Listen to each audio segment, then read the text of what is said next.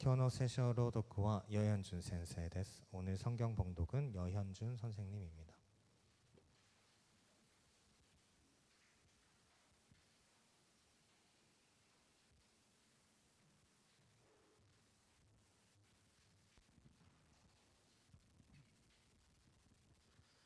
本日の御言葉、マタイによる福音書14章25節から33節。夜が明ける頃、イエスは湖の上を歩いて弟子たちのところに行かれた。弟子たちはイエスが湖上を歩いておられるのを見て、幽霊だと言って怯え、恐怖のあまり叫び声を上げた。イエスはすぐ彼らに話しかけられた。安心しなさい、私だ、恐れることはない。するとペトロが答えた。主よ、あなたでしたら私に命令して水の上を歩いてそちらに行かせてください。イエスが来なさいと言われたので、ペトロは船から降りて水の上を歩き、イエスの方へ進んだ。しかし強い風に気がついて怖くなり、沈みかけたので、主よ、助けてくださいと叫んだ。イエスはすぐに手を伸ばして捕まえ、信仰の薄い者よ、なぜ疑ったのかと言われた。そして2人が船に乗り込むと風は静まった。船の中にいた人たちは、本当にあなたは神の子ですと言ってイエスを拝んだ。アーメン。皆様ご着席ください。説教を伝える方は유현익伝道師です。말씀 전해주실 분은 유현익 전도사님입니다.説教の題目は예수 주의보です。설교 제목은 예수 주의보입니다. 많은 은혜 받으시길 바랍니다.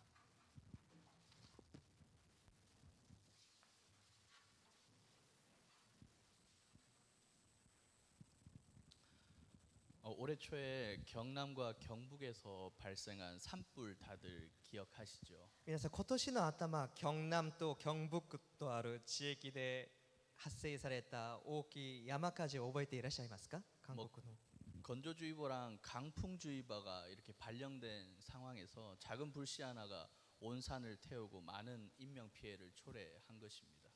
乾燥注意報と強風注意報が出された状況の中で、小さい火種が多くの山を燃やした事件です。 또 얼마 전에는 시간당 엄청나게 비가 쏟아지는 바람에 강남 지역이 물에 잠기고 차량이 침수되는 그런 일도 있었습니다. そして去年には大雨で江南地域がもう洪水で沈まれ、多くの車が浸水された事件もありました。 2011년 3월 11일 일본의 강력한 지진과 쓰나미로 인해 후쿠시마 원전 사고가 났습니다. そして皆さんもご存知だと思いますが、2011年3月11日はその日本に本当に大きい津波と地震で福島原発事故があったんですね。 일본은 특히 지진이 좀 많이 발생하는 그런 나라라서 국가가 국민에게 재해의 위협을 알리는 경보 체계를 잘 갖추고 있습니다. 日本は特に地震が多い国ですので、その国が国民にその警報を知らせるいろんな警報の体制がよく整えられています。 기술이 많이 발전해서 이제 모든 나라가 대설주의보나 뭐 홍수주의보, 건조주의보, 쓰나미주의보 이런 것들을 자국민에게 어느 정도는 미리 알릴 수 있게 되었습니다. 最近は技術が発展して、多くの国が大雪注意報、降水注意報、乾燥注意報、津波注意報など、それをいろんな国民に知らせるのは簡単になっています。 그러나 자연은 항상 인간이 전적으로 통제를 할 수 없기 때문에 두려움의 대상이었습니다. だからそのような技術の発展があっても、自然は人間がコントロールできないものですね。 이런 자연재해를 겪을 때마다 인간의 자금을 실감하게 됩니다. そのような自然災害を経験するたびに人間の弱さを私たちは感じます。 특히 바다에는 미신이 많습니다. 特に海辺に住んでいる人たちには迷信が多いです。 옛날부터 어업에 이렇게 종사하시던 분들은 바다를 노엽게 하지 않기 위해서 작업을 나가기 전에 용왕님에게 굿이나 제사 같은 것들을 많이 했습니다. 昔からその漁業に従事していた人たちは、その海が起こらないように海に出る前にその海の神によく祈ったりしていたんですね。 일본도 마찬가지로 섬나라이기 때문에 자연에 대한 두려움 앞에 수많은 신들이 존재하지는 않을까 이런 생각이 좀 들었습니다. 日本も同じく島国ですので、その自然の怖さに恐れていろんな神を作ってきたのではないかなと思っております。 이처럼 어떤 주의보라는 게 발령이 되면 긴장을 하게 되고 위험에 대비를 하게 됩니다. このようにある注意報が出されたら私たちはその危険さに対応するためにいろんな準備をします。 저는 오늘 설교 제목을 예수주의보라고 정했습니다. 私は今日の説教の題目をイエス注意報に決めました。 여러분들 안에는 예수주의보가 발령되고 있습니까? 皆さんの中にはイエス注意報が出されているんでしょうか。 항상 하나님의 말씀 안에 깨어 있고 또 기도로 무장되어서 틈을 주지 않고 그렇게 살아가고 계십니까? いつもイエス様の御言葉に前に目を覚めて祈りで仏調されて悪魔に悪の霊に隙間を与えず生きていっていらっしゃるんでしょうか。 인간은 한없이 나약한 존재입니다. 人間は本当に弱い存在です。 자칫 잘못하면 게을러져서 주님을 잊고 살아갈 때가 많이 있습니다. ちょっと間違えたら怠け者のようになりイエス様を忘れず生きていく時が多いです。 자연재해가 언제 우리를 위협할지 모르는 것처럼 24시간 주님과 동행하지 않는다면 신앙에도 위기가 찾아올 수 있습니다. 自然災害がいつ訪ねてくるかわからないように24時間私たちがイエス様と共に生きていくことができなかったら信仰の中にも危機が迫ってくる時があると思います。 오늘 본문은 너무나도 유명한 본문입니다. 今日の本文はとっても有名な本文です。 밤 사경에 예수님이 바다 위를 걸어서 제자들에게 오시는 그런 장면입니다. 夜が明ける頃イエス様が弟子たちに歩いて来られる場面です。 성경에서 밤 사경이라 하면 뭐 우리 시각으로는 새벽 3시에서 새벽 6시 사이를 말합니다. 夜が明ける頃っていうのが夜3時から朝6時までの時間ですね。 오늘 읽지는 않았지만 앞에 24절에 보면 제자들은 바다에서 이미 상당히 오랜 시간을 이 풍랑으로 힘들어하고 있었습니다. 今日の本文の24節を見たら弟子たちはもうこの海の上で大変苦労していたんですのでその強い風で大変苦しんでいる場面が出ています。 특이하게도 우리가 읽는 한국어 성경에는 바다 위를 걸어오셨다고 이렇게 쓰고 있는데 일본어 성경은 호수 위를 걸어오셨다고 그렇게 쓰고 있습니다. 今日の本文は韓国聖書には海の上をイエス様が歩いて来られたって書いていますが日本語の聖書には湖を歩いて来られたって書いていますね。 실제로 이곳은 바다가 아니라 길이가 약 21km, 폭이 13km 정도 되는 큰 호수입니다. 実際ここは海ではなく長さ 21km 幅 13km ぐらいの大きい湖です。 그럼에도 불구하고 한국의 성경은 그곳을 바다라고 쓰고 있습니다. しかしそれにもかかわらず韓国の聖書には海って書いています。 왜냐하면 이 당시 사람들에게 바다는 단순한 물이 아니라 두려움과 혼돈의 상징이었기 때문입니다. なぜならその当時の人たちにはその海っていうのは単純な水だけではなく恐れと混沌の象徴だったからですね。 바다란 사람의 힘으로 통제하고 제어할 수 없는 두려움의 대상이었습니다. 海っていうのは人間の力で制御できない恐れのところでした。 그래서 인간이 통제할 수 없는 세상의 모든 불안과 공포를 이렇게 큰 의미로 바다라고 불렀던 것입니다. そして人間がコントロールできないこの世の中の不安や恐怖を大きい意味で海だと言ったんですね。 이 제자들이 두려움에 휩싸여 있었던 것도 바로 그 때문입니다. 弟子たちが恐れの中にいたのもその理由です。 그들이 자신들의 인생이 통제되지 않는 바다 한가운데 있다고 느낀 것입니다. 彼らは今自分の人生がコントロールできない海の真ん中にいると感じたんですね。 그러나 그 바다 위를 예수님께서 걸어오셨습니다. だがその海の上をイエス様は歩いて来られました。 우리들의 삶을 한번 되돌아보시기 바랍니다. 私たちの人生を振り返ってみましょうか。 신앙생활 잘하고 또 가정생활 잘하고 직장생활 잘해도 예기치 않게 고난과 고통이 찾아올 때가 있습니다. 信仰生活をうまくしても家庭の生活をうまくしても職場でうまくいっても私たち考えもなかった苦難が苦労が訪ねてくる時があります。 사랑하는 사람이 갑자기 떠나기도 하고 또 한순간에 가진 것을 잃기도 하고 또 암이나 건강이 나빠져서 힘겨운 시간을 보내기도 합니다. 愛する人と別れたりまた持っていたものが一瞬に持っていたものを失うようになったりまた癌や健康の問題が来る時もあります。 누구라도 도무지 우리가 어떻게 할 수 없는 그런 상황에 직면할 때가 반드시 옵니다. 誰でも自分が自分でコントロールできない状況の中に置かれる時が必ず来ます。 시편에 보면 이런 인생의 고비에서 만난 하나님을 은유로 표현하고 있습니다. 聖書の詩篇を見たらこのように人生の中でその苦難の中で出会った神様を比喩で表現する単語がいっぱい出てます。 주님은 나의 반석, 요새, 건지시는 분, 피할 바위, 방패, 구원의 뿔, 산성, 목자, 도움, 피난처, 은신처, 능력, 노래, 견고한 망대, 분깃, 빛 이렇게 고백하고 있습니다.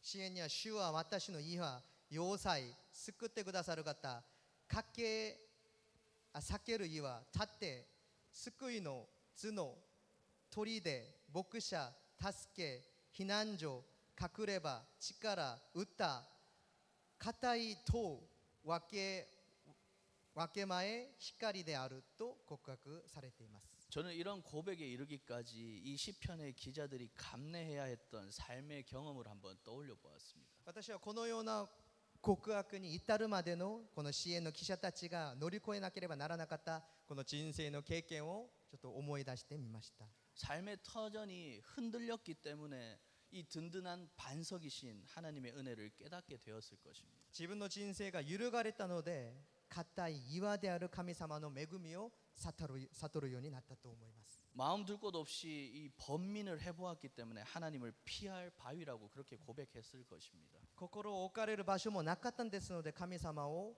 避ける岩だと告白したと思います。 길이 보이지 않고 눈물로 긴긴 밤을 지새워 보았기 때문에 주님이 나의 목자라고 고백할 수 있었을 것입니다. 道が見えない中涙で本当に夜明けまで過ごした経験があるからこそ主は我が牧者と告白することができたと思います。 지금 제자들처럼 이 풍랑 가운데서 밤이 새도록 힘들어하고 있는 그런 분이 계십니까? 今聖書の弟子たちのように強い風の中本当に夜明けまで苦しんでいる方ここにいらっしゃるんでしょうか。 그래서 내게로 다가오시는 주님을 보고도 믿지 못하고 소리치고 계신 분들은 없으십니까? そして私に訪ねて来られるイエス様を見てもそれを信じず叫んでいらっしゃる方いらっしゃるんでしょうか。 주님이 함께 계시기에 저와 여러분들 삶에는 결코 두려울 것이 없습니다. 主が私たちと共にいらっしゃいますので私たちは恐れることはないと思います。 절망의 깊은 심연에 빠져 있을 때도 난이 두려워하지 말라는 주님의 음성이 여러분들에게 들리기를 기도합니다. でその絶望の深い深淵に落ちている時も私だ恐れることはないとおっしゃってくださる主の御声が皆さんの心の中にも響くように願っております。 저는 이 장면을 읽을 때마다 늘 마음이 좀 멈칫했습니다. 私は今日の聖書の本文を読むたびにいつも心が止まるような気持ちになります。 왜 굳이 베드로가 이 배에서 내렸을까? 그리고 왜 위험한 바다 위를 걸어가려고 했을까? なぜペテロはその船から降りたんですか。降りたんでしょうか。なぜその危険な海の上を歩こうとしたのかいつも疑問でした。 처음에는 좀 잘 이해가 되지 않았습니다. 最初はあんまり理解できなかったんですね。 그러나 신앙의 길을 걸으며 조금씩 깨닫게 되었습니다. だから私も信仰生活をしながらちょっとずつ悟るようになりました。 이것은 단순한 기적을 보여주기 위한 그런 행동이 아니라 주님을 향한 믿음의 한 걸음이었습니다. これは単純に奇跡を見るための行動ではなく主に対しての大切な信仰の一歩でした。 우리도 인생의 풍랑 속에서 이 배 안에 머무를 때가 있습니다. 私たちも人生の強い風の中でその船の中にとどまる時があると思います。 그러나 예수님이 오라 하실 때 그 음성에 순종하며 발을 내딛는 순간 믿음의 기적이 시작됩니다. だがイエス様が来なさいとおっしゃる時その御声に従順して一歩を踏む瞬間また信仰の奇跡が始まると思います。 예수님은 이 바다와 풍랑처럼 인간의 힘으로 제어할 수 없는 것 위에 계신 분입니다. イエス様はこの海と強い風のように本当に人間の力で制御できないものの上に立っていらっしゃる方です。 인간의 머리로는 이해할 수 없는 놀라운 일을 오늘도 우리의 삶 속에서 이루고 계시는 분입니다. 人間の頭では理解できない本当に素晴らしいことを今日も私の人生の中でなさってくださるお方です。 중요한 것은 이 기적 그 자체가 아니라 그 과정을 통해 우리가 주님을 더 깊이 알아가고 주님과 함께 있다는 그 사실을 깨닫는 것입니다. 大切なことはその奇跡そのものではなく、その過程を通して私たちが主をもっと知り、主と共に生きていくということを悟ることだと思います。 주님과 함께 할 수 있다면 그것만으로 충분합니다. 主と共に生きていくことができたらそれで十分です。 차가운 머리가 아닌 따뜻한 가슴으로 믿음의 한 걸음을 내딛는 저와 여러분이 되기를 간절히 소원합니다. 冷たい頭ではなく、あったかい心で信仰の一歩を踏み出す私と皆さんになるように私も願っております。 작은 믿음과 이 작은 도전이 세상을 바꾼 이야기가 있습니다. 小さい信仰と小さい挑戦が世の中を変えた話が物語があります。 일본에 있는 니신 식품의 창업자 안도 모모후쿠라는 사람이 있었습니다. 日本の日清食品の創業者安藤桃福という人がいました。 2차 세계 대전 후에 일본은 폐허가 되었고 사람들은 굶주렸습니다. 二次世界大戦後、日本は廃墟になり、人たちは飢えていました。 사람들은 추운 밤에도 불구하고 이 라면 한 그릇을 먹기 위해서 긴 줄을 섰습니다. 人々は本当に寒い夜にもそのラーメン一杯を食べるために行列を並んでいました。 그는 누구나 따뜻한 라면으로 많은 이들의 허기를 채울 수 있기를 바라면서 밤낮으로 연구를 했습니다. 彼はそのあったかいラーメンで人たちのお腹を満たすために本当に毎日研究をしました。 그 결과 1958년 세계 최초의 즉석 라면을 만들어서 많은 이들에게 생명과 온기를 전해 주었습니다. その結果1958年世界最初のインスタントラーメンを作っていろんな人を助けるようになりました。 한국에도 이런 동일한 이야기가 있습니다. 韓国も同じ話があります。 삼양식품의 창립자 전중윤 회장은 일본을 방문했다가 일본에서 판매되는 이 즉석 라면을 보고는 꿈을 꾸게 되었습니다. 三洋食品の創立者전중윤会長は日本に訪問した時、日本で販売されているインスタントラーメンを見てからこのような夢を見るようになりました。 전쟁의 상처로 가난하고 배고픈 이 한국인들에게도 따뜻한 음식을 주고 싶은 그런 꿈을 꾸었습니다.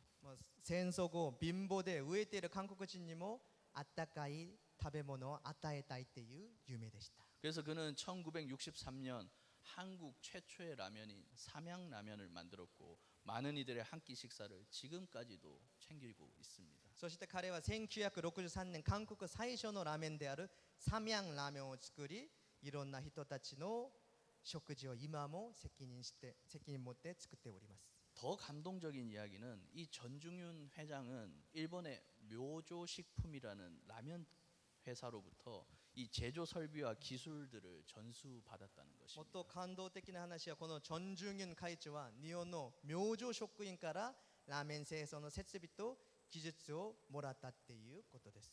국민들의 이 배고픔과 허기를 달래겠다는 믿음으로 라면을 만들었던 안도 모모후쿠와 전중윤 회장은 참 대단합니다. で国民たちの飢えを癒したいという信念でラーメンを作った安藤桃福とチョン・ジュンユン会長は本当に素晴らしい人だと思います。 그것과 더불어서 그 옛날 자신들의 기술을 한국에 아낌없이 전수해줬던 일본 묘조식품의 따뜻한 마음이 더 감사하게 다가왔습니다. それとともにその昔自分たちの技術を韓国に与えてくれた明星食品のあったかい心にも感謝するようになりました。 한 사람의 마음이 또 한 나라를 따뜻하게 했던 것처럼 오늘 이 자리에도 일본에서 박종명 전도사님과 함께 귀한 분들이 오셨습니다. 一人の心がこの国をあったかくしたように、今日もこの場所に日本でパク・チョンミョン伝道師とまた一緒に大切な方たちが来られました。 오신 분들 중에 한 분은 2년 전에 우리 일본 선교교회에 온 것을 계기로 신앙생활을 하고 있다고 들었습니다. その中の一人の方は2年前私たちの日本宣教会に来られたのがきっかけで信仰生活を始めた方もいらっしゃると聞きました。 여전히 한국과 일본 또 일본과 한국은 서로 좋은 영향력을 주고받는 같아서 참 감사합니다. 今でも両国がお互いに良い影響力を与えるように見えて本当に感謝しております。 그것이 하나님 안에서 이루어지는 교제와 믿음이라 더 감사합니다. これが神様の中で成し遂げられる交わりですのでもっと感謝しております。 요하네스 호켄다이크라는 한 선교 신학자는 선교를 가르쳐서 매력의 감염이라고 했던 말이 떠오릅니다. ヨハネス・ホッケンダイグという宣教神学者は宣教を魅力の感染だと言いました。 일본 선교 교인들과 또 일본에서 신앙생활을 하고 있는 분들과 또 우리가 파송한 선교사님들과 일본 현지 목사님들이 더욱 매력적이었으면 좋겠습니다. 私たち日本宣教協会の信徒さんたちと日本で信仰生活を知っている方とまた私たちの教会から派遣された宣教師たちまた日本の牧師たちがもっと魅力のある方になったら良いと思っております。 여기 모여 있는 우리가 매력적이지 않다면 일본인들은 우리가 소개하려는 예수님을 결코 매력을 느끼지 못할 것입니다. ここに集まっている私たちが魅力な人ではなければ日本人たちは私たちが紹介しようとするイエス様に魅力を感じることはないと思います。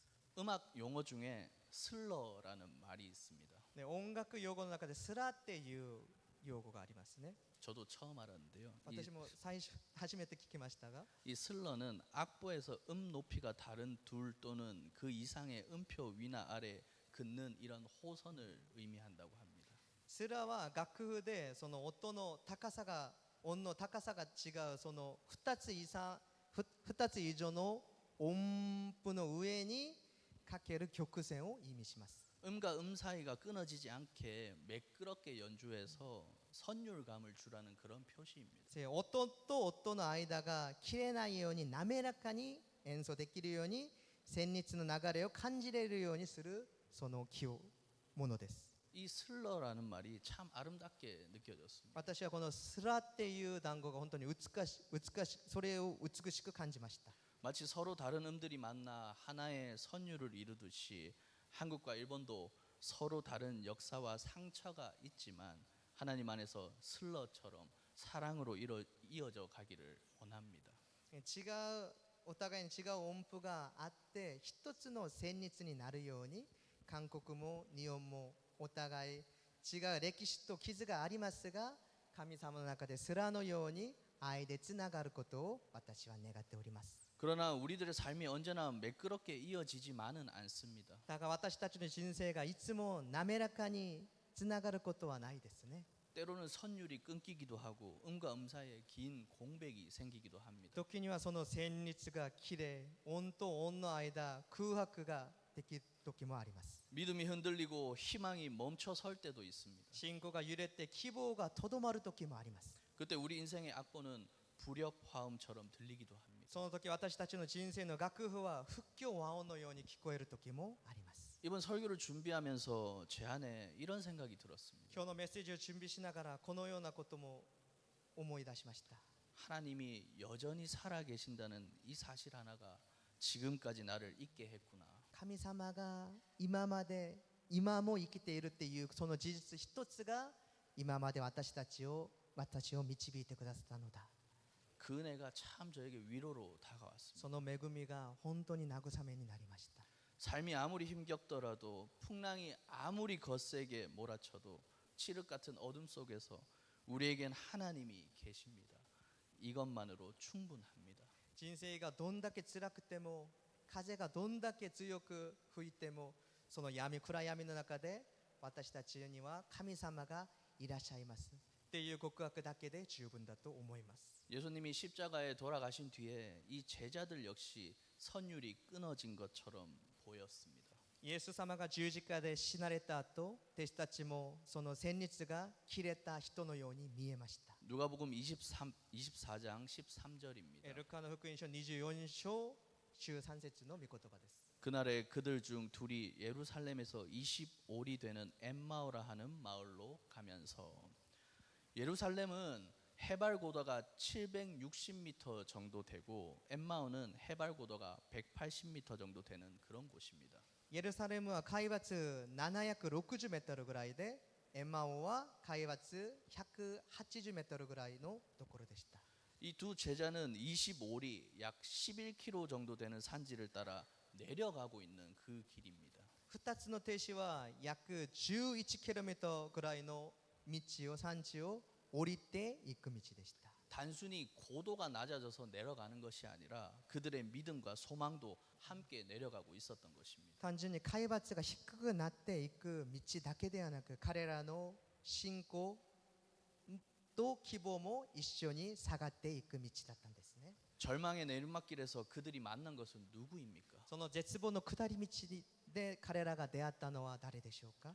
마음 들 곳도 없고 또 희망조차 보이지 않는 그 길 끝에 그 외로운 길 위에서 제자들은 부활하신 주님과 만났습니다. 心も置く場所ない、希望も見えないその道の上で弟子たちは復活された主と出会いました。 가끔 끝이 보이지 않는 것 같은 아득함에 갇힐 때는 꼭 기억하시길 바랍니다. 時に先が見えないような時が来る時は必ず皆さん覚えてください。 그 길 위에 우리 주님이 함께 걷고 계십니다. その道の上にイエス様が共に歩いてくださいます。 시편 23편 4절입니다. 詩編23編4節です。 내가 사망의 음침한 골짜기로 다닐지라도 해를 두려워하지 않을 것은 주께서 나와 함께 하심이라.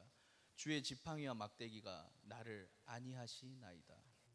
주께서 우리와 항상 함께 하심을 믿읍시다. 主が私たちといつも共にいらっしゃるということを信じましょう。 믿음이 작은 자라서 늘 의심하지만 안심하라. 나니 두려워하지 말라 하신 이 말씀을 꼭 기억합시다. 私たちの信仰が弱くていつも偽っていつも疑っていますが、安心しなさい、私だ、恐れることはないとおっしゃった主の御言葉を覚えてましょう。 어느 초등학교에서 본 주관식 시험 문제 중에 부모님은 왜 우리를 사랑하실까요? 라는 그런 질문이 있었습니다. そのある小学校のテストでこのような問題がありました。親はなぜ私たちを愛してくださいますかっていう質問がありましたね。 여러분들은 뭐라고 답하시겠습니까? 皆さんは何と答えるんでしょうか？ 한 학생이 답을 이렇게 적었습니다. ある学生はこう書きました。 그러게 말입니다. 全くですね。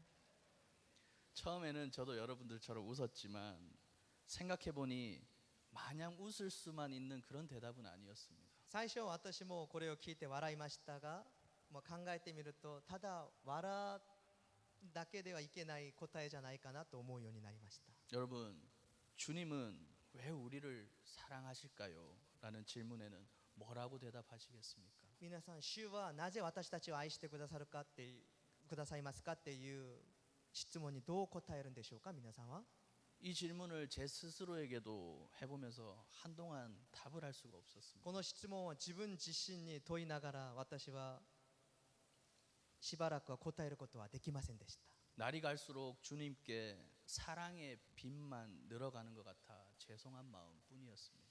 日々に経って主に愛の借りだけ増えていくように見えて申し訳ない心ばかりでした。 이제부터라도 받은 그 사랑의 빚을 조금씩은 갚으며 살아가야겠습니다. これからはその借りをちょっとずつ返しながら生きていこうと思っております。 요즘은 혈당 관리를 위해서 작은 침이 이렇게 나와 있는 센서 같은 것을 팔에 붙이고 수시로 핸드폰에서 우리 혈당 수치를 확인할 수 있는 그런 기계가 있습니다. 最近はその血糖値管理のために小さい針があるセンサーのようなものを腕に貼って携帯でいつもその血糖値を確認するような機械がありますね。 저도 한 2주 정도 착용을 했는데 이게 정말 도움이 많이 되었습니다. 私も2週間ぐらいそれを使用しましたがとても助かりました。 제 몸에 어떤 음식을 먹으면 혈당이 갑자기 치솟고 또 어떤 운동을 하면 혈당이 떨어지는지 수시로 핸드폰으로 체크가 되었습니다. どんな食べ物を食べたら血糖値が上がり、どんな運動をしたら血糖値が下がるのかいつも確認しやすかったからですね。 저는 그 기계를 보면서 문득 이런 상상을 좀 해봤습니다. 私はその機械を見ながらこのように思いました。 혈당이 높아지면 핸드폰에서 이렇게 경고음이 울리듯이 この 우리의 血糖 영혼, 値が上がったら警告音が携帯から鳴りますね。 우리의 영혼도 기도와 말씀이 메말라 가면 주님의 경고음이 좀 울렸으면 좋겠다고 말입니다. 私たちの魂の中にも祈りと御言葉がなくなっていったら、主の警告音が鳴ったらいいなと思いました。 여러분들의 신앙에 예수 주의보가 울리고 있습니까? 皆さんの信仰にはイエス注意報が鳴っているんでしょうか？ 이제는 예수 주의보를 넘어서서 예수 경보 단계의 신앙이 되기를 원합니다. これからイエス注意報を超えてイエス警報の段階の信仰になることを願っております。 자연재해에서는 경보라는 것은 위험을 알리는 그런 신호지만 신앙에서 예수 경보는 은혜의 신호입니다. 自然災害での警報はその危険性を教える信号ですが、信仰でのイエス警報は恵みの信号です。 주님이 내 안에서 강하게 역사하고 계신다는 울림입니다. 主が私の心の中で強く働いてくださるというその響きだと思います。 오늘 우리는 성찬을 통해서 주님의 살과 피를 함께 나눕니다. 今日私たちは聖餐を通して主の体と血を一緒に分かち合います。 한 달 동안 흔들린 마음이 있었다면 회개합시다. この1ヶ月間揺るがれた心があったら皆さん悔い改めましょう。 신앙이 게을러져 있었다면 다시 예수 주의보를 울려서 깨어납시다. 私たちの信仰が怠け者のようになっていったら、またイエス注意を考えながら目を覚めましょう。 주님이 우리 안에 거하시니 두려울 것이 더 이상 없습니다. 主が私たちと共にいらっしゃるので、私たちには恐れることはないと思います。 안심하라. 나니 두려워하지 말라. 安心しなさい。私だ。恐れることはない。 이 말씀이 일본 성교회 모든 가족들의 삶에 날마다 울리기를 간절히 바랍니다. この御言葉が日本宣教会のすべての人々の家族の中に毎日響くことを願っております。祈り 기도하시겠습니다. ます。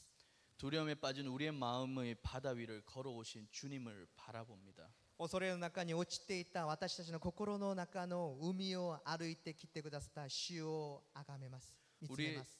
우리의 심령에 예수 주의보가 울려 깨어 있게 하시고 私たちの心の中にイエス注意がいつも習って私たちが目を覚めて生きていくことができますように。 풍랑 속에서도 주님의 음성에 순종하며 믿음의 한 걸음을 내딛게 인도하여 주시옵소서. 強い風の中でもイエス様の御声に従順して信仰の一歩を踏み出すことができますように導いてください。 끊어진 인생의 선율을 다시 이어주시고 切れた人生の旋律をまたつないでくださり、 주님 안에서 은혜의 노래가 흐르기를 원합니다. 主の中で恵みの歌が流されるように願っております。 오늘도 안심하라 난이 두려워하지 말라 하신 말씀 붙들고 주와 함께 걷기를 소망합니다. 今日も安心しなさい。私だ。恐れることはないとおっしゃったイエス様の御声を握って主と共に生きていくことを願っております。 주의보가 은혜의 울림으로 바뀌어 오늘도 우리와 동행하시는 예수 그리스도의 이름으로 기도드립니다. この注意報が恵みの響きに変わり、今日も私たちと共にいらっしゃるイエス・キリストの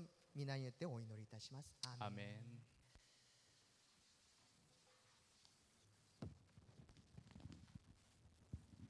아멘. 네, 세상